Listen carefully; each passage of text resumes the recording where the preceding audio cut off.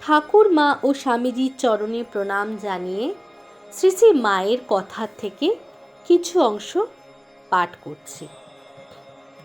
মায়ের এক ভক্ত মাকে তার স্বপ্ন বৃত্তান্ত বলছেন, আমি মাকে একটি স্বপ্ন বৃত্তান্ত বললুম। মা, একদিন স্বপ্নে দেখি কি যেন আমি স্বামীর সহিত কোথায় যাচ্ছি। যেতে যেতে দেখি পথের মাঝে কুলকিনারা দেখা যায় না, এমনি এক নদী। গাছতলা দিয়ে নদীর ধারে যাওয়ার সময় আমার হাতে সোনালি রঙের একটা লতা এমনভাবে জড়িয়ে গেল যে আর খুলতে পারছি না। সেটাকে ছাড়াবার চেষ্টা করতে করতে নদীর কাছ দিয়ে গিয়ে দেখি ওপার হতে একটি কালো ছেলে একখানা পাড়ের নৌকা নিয়ে এলো। সে বললে, হাতের লতাটা সব কেটে ফেলো, তবে পার করব। আমি সেটার প্রায় সবটা কেটে ফেলেছি, কিন্তু একটু পারছি না। ইতিমধ্যে আমার স্বামী যেন কোথায় চলে গেলেন, তাকে আর দেখতে পারলুম না। শেষে আমি বললুম, এইটুকু আর কাটতে পারছি না, আমাকে কিন্তু পার করতেই হবে। এই বলে নৌকায় উঠে পড়লুম। উঠবা মাত্র নৌকা ছেড়ে দিলে, স্বপ্নও ভেঙে গেল। তখন এইটি মা তার ভক্তকে বুঝিয়ে বলছেন এর অর্থ, এই স্বপ্নটির অর্থ। মা বলছেন, ওই যে দেখলে, ওই অরূপ ধরে মহামায়া পার করে নিলেন। স্বামী বলো, পুত্র বলো, দেহ বলো, সব মায়া।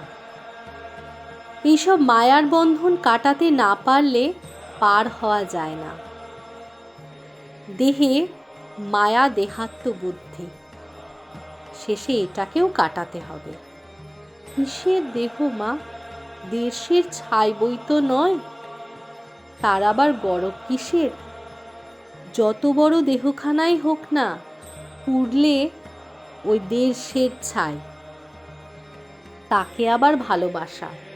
হরিবোল হরিবোল, জয় মা জগদম্বা, গোবিন্দ গোবিন্দ, রাধা শ্যাম, গুরুদেব, গঙ্গা গঙ্গা ব্রহ্মবাড়ি। 2 মাস আড়া জেলায় কৈলোয়ার বলে এক দেশে ছিল। সেখানকার জলবায়ু ভালো বলে সেখানে গোলাপ, বাবুরামের মা, বলরামের পরিবার, এরা সবাই ছিল। সে দেশে কি হরিণ! মা, সব দল বেঁধে 3 কোণ বয়ের মতো হয়ে চলছে। দেখতে না দেখতে এমন ছুট দিলে আর কি বলবো, যেন পাখা ধরে উড়ে যাচ্ছে, এমন দৌড় দেখিনি।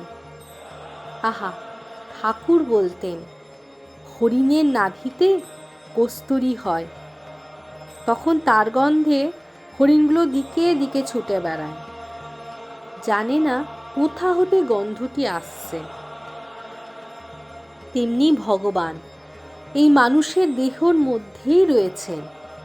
মানুষ তাকে জানতে না পেরে ঘুরে মরছে।